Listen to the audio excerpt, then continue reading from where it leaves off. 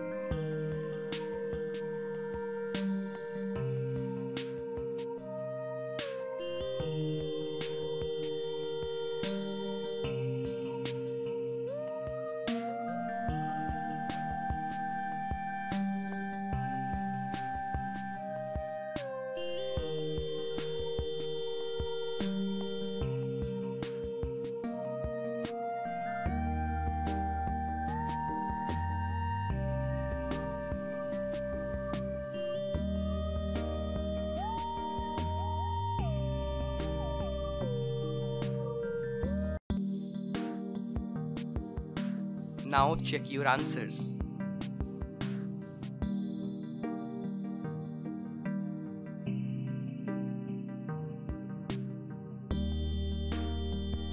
Now check your answers.